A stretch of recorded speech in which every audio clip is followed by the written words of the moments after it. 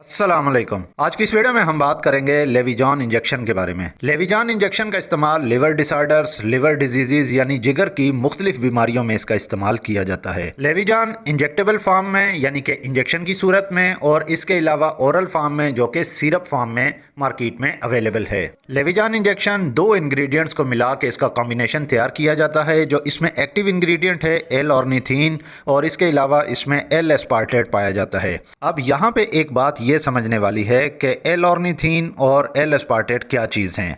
तो इससे पहले हम एक बैकग्राउंड देख लेते हैं। ऑर्निथीन और एस्पार्टेट दो एमिनो एसिड्स हैं जो हर इंसान की बॉडी में पाए जाते हैं, जो कि जिस्म में से टॉक्सिक केमिकल जैसा कि अमोनिया को ब्लड में से कम करते हैं, रिड्यूस करते हैं। या मैं ऐसे कहूँ आसान अल्फाज में कि ये दो एमिनो एसिड्स हमारे लिवर में टॉक्सिक केमिकल से प्रोटेक्ट करते हैं, जिगर को महफूज रखते हैं और लिवर को डैमेज होने से बचाते हैं। अब चूंकि हम हर वक्त बैक्टीरियल वायरल इन्फेक्शंस की जद में रहते हैं, जब हमारी बॉडी में वायरल इन्फेक्शंस का अटैक होता है जैसा कि हेपेटाइटिस ए, बी, सी या ई, और ख़ास तौर पर इनमें से दो ऐसे हेपेटाइटिस ए और ई का अगर अटैक हो जाए तो इसमें लिवर एंजाइम्स डिस्टर्ब हो जाते हैं। आसान अल्फाज में कहें तो लिवर डैमेज हो जाता है। लिवर को दोबारा से हेल्दी बनाने के लिए हमें सिंथेटिकली यानी कि मसनूई तौर पर एल ऑर्निथीन और एल एस्पार्टेट हम बॉडी में प्रोवाइड करते हैं। एल ऑर्निथीन और एल एस्पार्टेट ये दोनों केमिकल्स हमारी बॉडी में ब्रेक डाउन होते हैं, जो कि ऑर्निथीन और एस्पार्टेट में कन्वर्ट होकर हमारे जिस्म में एमिनो एसिड्स लेवल को इंक्रीज करते हैं। एल ऑर्निथीन और एल एस्पार्टेट केमिकल्स मार्केट में मुख्तलिफ ब्रांड नेम से अवेलेबल हैं, जिसमें मशहूर जो हैं वो लेविजान, हेपामर्स और इसके अलावा लॉर्नेट और एप्यूराम और कुछ और दूसरे ब्रांड्स मार्केट में अवेलेबल हैं। अब हम बात करते हैं कि लेविजान इंजेक्शन का इस्तेमाल किन कंडीशंस में किया जाता है। तो लेविजान इंजेक्शन का इस्तेमाल जैसा कि लिवर डिजीज़ में यानी कि जिगर की मुख्तलिफ बीमारियों में किया जाता है, जिसमें जॉन्डिस, अक्यूट क्रॉनिक हेपेटाइटिस या लिवर सिरोसिस में, फैटी लिवर में और ड्रग इंड्यूस्ड जॉन्डिस में इसका इस्तेमाल किया जाता है। अब इन तमाम बीमारियों को हम बहुत आसान अल्फाज में समझने की कोशिश करते हैं। तो लेविजान इंजेक्शन का इस्तेमाल जैसा कि जॉन्डिस में किया जाता है। जॉन्डिस है क्या? जॉन्डिस एक पीलिया की बीमारी है, जिगर की बीमारी है, जिसमें जिगर मुतासिर होता है। इस बीमारी में सारा जिस्म पीला पीला सा नज़र आता है। आंखें, चेहरा, माउथ कैविटी, हाथ पाँव बहुत ज़्यादा पीले जर्द रंग के नज़र आते हैं। इसीलिए इस बीमारी को पीलिया की बीमारी और मेडिकल लैंग्वेज में इसको जॉन्डिस कहा जाता है। इस बीमारी में बिलिरुबिन लेवल बहुत ज़्यादा हाई हो जाता है और कुछ पेशेंट्स में तो ALT लेवल जो है वो बहुत ज़्यादा इंक्रीज़ हो जाता है। तो इस बीमारी का इलाज करने के लिए प्राइमरी यानी कि फर्स्ट लाइन जो ट्रीटमेंट किया जाता है उसमें लेविजान इंजेक्शन का इस्तेमाल किया जाता है। इसके अलावा लेविजान इंजेक्शन का इस्तेमाल अक्यूट हेपेटाइटिस में किया जाता है। और अक्यूट हेपेटाइटिस किसे कहते हैं? अक्यूट हेपेटाइटिस यानी कि जो अचानक से हो जाए, सडन हेपेटाइटिस हो जाए, कुछ साइन सिम्टम्स जैसा कि अलामात बॉडी में ज़ाहिर हों, जिस तरह से पीलिया होना, जिस्म में बहुत ज़्यादा दर्द होना, जिगर के मुकाम पे दर्द होना, उल्टी आना, पेट में दर्द रहना, तो ये अक्यूट हेपेटाइटिस की निशानियाँ, ये अलामात हो सकती हैं।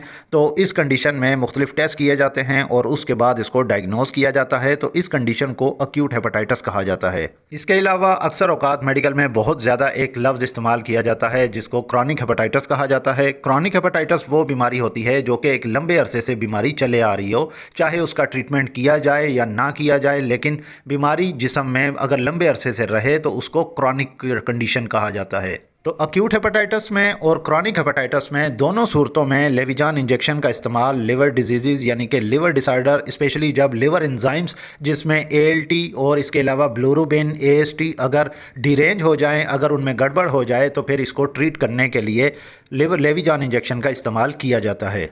इसी तरह लेविजान इंजेक्शन का इस्तेमाल लिवर सिरोसिस में भी किया जाता है। अब जिन मरीज़ों को हेपेटाइटिस हो चुका हो, ज़्यादातर ये बीमारी हेपेटाइटिस B और C की वजह से होती है। अगर हेपेटाइटिस B, C का प्रॉपर तौर पे यानी कि मुकम्मल इसका इलाज ना किया जाए तो जिगर फेल होना शुरू हो जाता है और जिगर सिकुड़ना शुरू हो जाता है। जिगर बिल्कुल काम करना छोड़ देता है और एक वक्त ऐसा आता है कि जिगर मुकम्मल तौर पर फेल हो जाता है, जिसकी वजह से जिस्म में बल्कि पेट में पानी पड़ना शुरू हो जाता है। तो इस कंडीशन को लिवर सिरोसिस कहा जाता है। तो लिवर सिरोसिस को भी सिम्प्टोमेटिकली यानी कि अलामात के तौर पर इसका इलाज करने के लिए लेविजान इंजेक्शन का इस्तेमाल किया जाता है। इसके अलावा जो अफराद मोटापे का शिकार हों, यानी उन पेशेंट्स में ओबेसिटी हो, जिस्म पे मोटापा बहुत ज़्यादा हो, तो उन अफराद में जिगर यानी कि लिवर पे चर्बी जमना शुरू हो जाती है। तो इस बीमारी को फैटी लिवर कहा जाता है।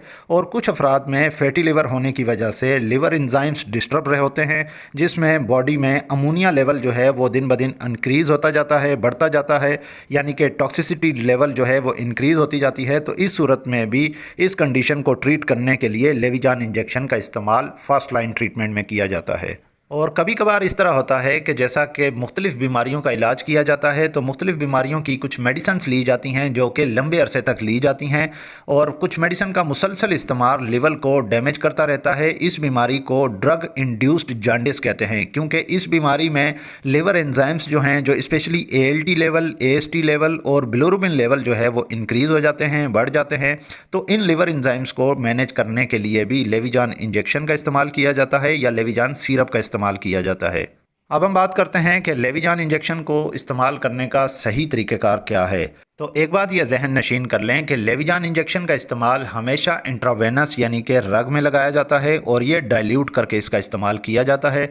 डायरेक्टली इंट्रावेनस नहीं दिया जाता, और इसके अलावा इसका इस्तेमाल सबक्यूटेनियस या इंट्रामस्कुलर बिल्कुल भी नहीं किया जाता। लेविजान इंजेक्शन का इस्तेमाल जैसा कि 100 ml नॉर्मल सेलाइन या 10% डेक्सट्रोज में भी इसका इस्तेमाल किया जाता है। ये डिपेंड करता है पेशेंट की कंडीशन पे, टाइप ऑफ डिजीज़ पे, और इसी हिसाब से इसका डोज एडजस्ट किया जाता है और इसको डाइल्यूट किया जाता है।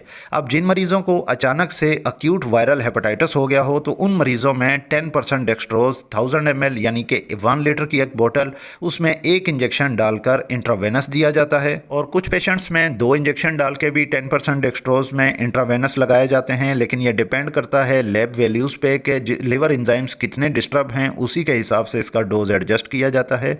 10% डेक्सट्रोज में डालकर लगाने का सबसे बड़ा फ़ायदा ये होता है कि अक्यूट वायरल हेपेटाइटिस में मरीज़ की जैसे कि बिल्कुल भूख ख़त्म हो जाती है, मरीज़ का कोई भी चीज़ खाने को दिल ही नहीं करता।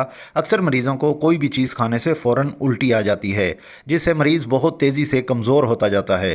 तो 10% डेक्सट्रोज जिसमें ग्लूकोज है, इसका फ़ायदा ये है कि रोज़ाना की बुनियाद पर हमें जितनी कैलोरिक रिक्वायरमेंट होती है, यानी कि हमें जो कार्बोहाइड्रेट से कैलोरीज चाहिए होती हैं, जो हमें खुराक के ज़रिए, ग़िज़ा के ज़रिए या इलेक्ट्रोलाइट फ्लूइड्स के ज़रिए हमें चाहिए होती हैं, तो हमें इस ड्रिप से मिल रही होती हैं, जिससे मरीज़ में बहुत ज़्यादा जो कमज़ोरी होने का ख़तरा होता है वो नहीं होती। इसके अलावा जो हम इसमें इंजेक्शन डालते हैं, लेविजान इंजेक्शन, जिसमें L-ऑर्निथिन और L-एस्पार्टेट हैं, वो भी बॉडी में इन्फ्यूज़ हो जाते हैं। अब लेविजान इंजेक्शन का जैसा कि मैंने डोज बताया, यह डिपेंड करता है पेशेंट की कंडीशन पे, टाइप ऑफ डिजीज़ पे और लैब वैल्यूज़ पे कि लैब वैल्यूज़ कितनी डिरेंज हैं, उसी के हिसाब से इसका डोज एडजस्ट किया जाता है। अगर हम जनरली बात करें तो लेविजान इंजेक्शन जो है वो दिन में 2 बार लगाया जाता है, और हर दूसरे दिन यानी कि अल्टरनेट डे पे लैब रिपोर्ट्स रिपीट की जाती हैं और वैल्यूज़ जो हैं ऑब्ज़र्व की जाती हैं, और उसी के हिसाब से पेशेंट की कंडीशन भी ऑब्ज़र्व की जाती है, और इन दोनों को देखकर डोज एडजस्ट किया जाता है। यहाँ पे एक बात ये भी नोट कर लें कि जो डायबिटिक पेशेंट्स हैं, उन पेशेंट्स को 10% डेक्सट्रोज इन्फ्यूजन का इस्तेमाल नहीं कर सकते, क्योंकि इसमें ग्लूकोज है, और डायबिटिक पेशेंट्स में ग्लूकोज लेवल बहुत ज़्यादा हाई हो जाएगा, जो कि टॉक्सिसिटी कर सकता है। तो उन पेशेंट्स में फिर नॉर्मल सलाइन 1000 ml के साथ हम इन्फ्यूज़ कर सकते हैं। और यहाँ पे एक बात यह भी जहन नशीन कर लें कि अगर हाइपरटेंसिव पेशेंट हो, यानी कि जिन अफराद का ब्लड प्रेशर बढ़ रहा हो, और इसके अलावा डायबिटिक पेशेंट हो, यानी कि शुगर के मर्ज़ में मुब्तला हो, तो उन पेशेंट्स में ना नॉर्मल सलाइन दी जाएगी और ना ही 10% डेक्सट्रोज, बल्कि उन पेशेंट्स में रिंगर लैक्टेट में लेविजान इंजेक्शन डाल के इन्फ्यूज़ किया जाएगा। और लिवर डिजीज़ के पेशेंट्स में, कुछ पेशेंट्स में जैसा कि फ्लूइड रिस्ट्रिक्शन भी होती है, यानी कि फ्लूइड बहुत ज़्यादा नहीं देना होता, तो उन पेशेंट्स में फिर 100 ml नॉर्मल सलाइन में ही इन्फ्यूज़ करना चाहिए। लेविजान इंजेक्शन का डोज़ कब तक कंटिन्यू करना चाहिए? तो लेविजान इंजेक्शन का डोज़ वही बात के डिपेंड करता है पेशेंट की कंडीशन पे, टाइप ऑफ डिजीज़ पे। जैसे जैसे पेशेंट की कंडीशन इंप्रूव होती जाती है, बेहतर होती जाती है, तो पेशेंट को ओरल पे शिफ्ट कर दिया जाता है, जिस तरह लेविजान सिरप का इस्तेमाल किया जाता है। अगर हम बात करें लेविजान के साइड इफ़ेक्ट्स के बारे में, तो लेविजान से साइड इफ़ेक्ट्स ना होने के बराबर हैं, बल्कि रेयर चांसेस हैं इसके कि साइड इफ़ेक्ट्स हों। लेकिन कुछ पेशेंट्स में नोज़िया, वॉमिटिंग, डायरिया होने की शिकायत हो सकती है। कुछ अफराद में एब्डोमिनल पेन यानी कि पेट में दर्द रहने की शिकायत हो सकती है। सर में हल्का हल्का दर्द रहने की शिकायत हो सकती है।